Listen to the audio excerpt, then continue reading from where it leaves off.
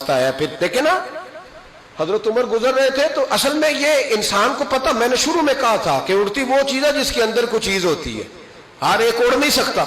حضرت عمر گزر رہے تھے تو ایک بی بی رو رہی ہے کھڑی. فرمایا تجھے کیا ہوا؟ وہ کہنے لگی میں غریب عورت ہوں تو میں تیل لینے آئی تھی، ایک یہودی عورت کی غلام ہوں، تو ٹھوکر لگی ہے تو تیل گر گیا، زمین پی گئی ہے، تو اب میں واپس جاؤں گی تو وہ مارے گی.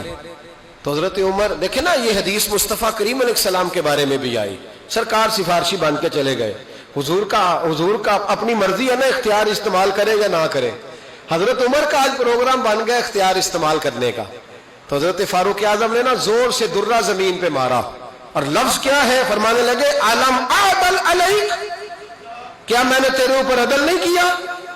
زمین کو پوچھتے علم عدل علیک، کیا عمر نے تیرے اوپر عدل نہیں کیا؟ اور لفظ کہنے کے بعد کہنے لگے اگر میں نے تیرے اوپر عدل کیا تو ایک کمزور کا تیل کیسے پی گئی ہے؟ میں اگر تیرے اوپر عدل کرتا ہوں تو ناانصافی کیسے کر گئی؟ وہ عورت کہتی ہے جیسے زمین سے پانی کا چشمہ نکلتا ہے اس طرح تیل واپس نکل آیا اور بوتل میں بند ہوا. تو عورت کہتی ہے میں نے جناب عمر کی طرف دیکھا تو عمر کہنے لگا یہ میرا کمال نہیں، یہ میرے رب کی قدرت ہے، یہ میرے اللہ کی قدرت ہے، اس کو لے جا. تو بھائی اگر آپ چاہتے ہیں زندگی میں کوئی کام ہو جائے، وہ ہمارے گھر کا کیوں نہ ہو، وہ ہمارے ملک کے لیے کیوں نہ ہو، ملت اور مذہب کے لیے کیوں نہ ہو، تو وہ اچھی سیاست کرنے سے، اچھی باتیں کرنے سے یا ایک بہترین منصوبہ بندی سے صرف نہیں ہوگا. اس کے لیے آپ کو خدائی مدد کی بھی ضرورت ہے، اس کے لیے آپ کو خدائی غیبی طاقتوں کی بھی ضرورت ہے، اس کے لیے آپ کو کچھ نہ کچھ ایسا کرنا پڑے گا جس کے لیے ملا رومی رحمت اللہ علیہ سے کسی نے کہا کہ یہ فرعون 500 سال حکومت کیسے کر گیا؟ تو فرمانے لگے جب آدھی رات ہوتی تھی تو سجدے میں گر جاتا تھا، کہتا تھا مولا رب تو ہی ہے، مہربانی کر میری پردہ پوشی فرما.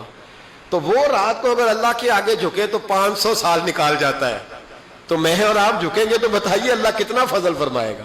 لیکن ہمارا رات انٹرنیٹ پہ ہے، فیس بک پہ ہے، ٹویٹر پہ ہے، پتہ نہیں کہاں کہاں ہے. ہمارے سجدے، مصلے، تلاوتیں، عبادتیں کمزور ہو گئی.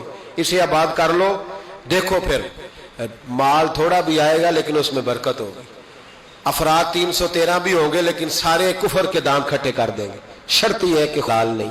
حضرت عمر فاروق کا کمال دیکھیں، جب بہت زیادہ فنڈ آنے لگے نا تو جن لوگوں نے اسلام میں خدمات سر انجام دی تھی ان کو حصہ ملنے لگ گیا. بدری صحابیوں کو بھی پیسے ملے، 25 ہزار دینار. جن لوگوں نے ہجرت کی تھی نا، مکے سے مدینے آئے تھے، شورا نے فیصلہ کیا کہ 4 ہزار دینار انہیں بھی ملیں گے ان کی خدمات کی وجہ سے، چونکہ ان کا مال ضائع ہوا، وہاں رہ گئے. اب ذرا آسانی آئی ہے، مال غنیمت آیا تو انہیں دیا جائے. امیر المومنین حضرت عمر کے بیٹے بھی شامل تھے، جناب عبداللہ ابن عمر. سب کو 4 ہزار دینار دیا. جناب عبداللہ ابن عمر اپنے بیٹے کی باری آئے تو فرمایا اسے 3.5 ہزار دینا ہے. لوگ کہنے لگے حضور وجہ؟ فرمانے لگے باقیوں نے تکلیفیں اٹھا کے ہجرت کی ہیں، یہ تو اپنے باپ کے ساتھ آرام سے آ گیا تھا، یہ آرام سے سکون سے آیا تھا، باقی کئیوں کو مقابلہ کرنا پڑا، تلوار کے آرام سے آ گیا تھا، لہذا اس کا حق 4 ہزار نہیں بنتا، اس کا حق 3.5 ہزار بنتا ہے. خوشبو مال غنیمت میں سے خوشبو آئی. خوشبو کیا سمجھتے ہم خوشبو کی شیشی کو؟ مطلب کیا ہوتی ہے کتر کی شیشی؟ خوشبو کی بوتلیں آئیں، وہ بھی صحابہ میں تقسیم کرنی تھی تو اس وقت تول کر خوشبو تقسیم ہوتی تھی. حضرت عمر کی زوجہ کہنے لگی میں تول کے نہ تقسیم کر دوں، تو جناب عمر کہنے لگے تو نہیں تقسیم کرے گی، تو نہیں کرے گی، میں نے جناب ابو دردہ کے ذمے لگایا ہے، ان کے گھر والے بانٹیں گے. تو دے دی. اب عورتیں دل میں بات رکھ لیتی ہیں. حضرت عمر شام کو گھر آئے تو بدلے سے میری سرکار نظر آتے ہیں، طبیعت پہ بوجھ سا ہے، پریشانی ہے، بس تھوڑا ماحول صحیح نہیں ہے. تو جناب عمر قریب بیٹھے کہتے بھلی مانس کیوں ناراض ہو گئی ہو؟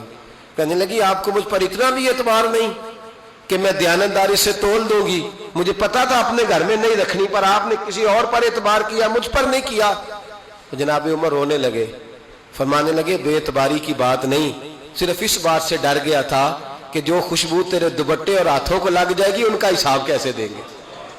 وہ جو تیرے ہاتھوں اور دوپٹوں کو لگ جائے گی اس کا حساب کیسے دینا ہے؟ اس لیے تیرے ذمے نہیں لگایا، میں تجھے بچانا چاہتا ہوں. اس لیے زوجہ اٹھ کے قدموں میں بیٹھ گئی. کہنے لگی عمر میرے ساتھ وعدہ کر جنت میں اللہ جہاں تمہیں رکھے گا تو مجھے بھی ساتھ رکھے گا.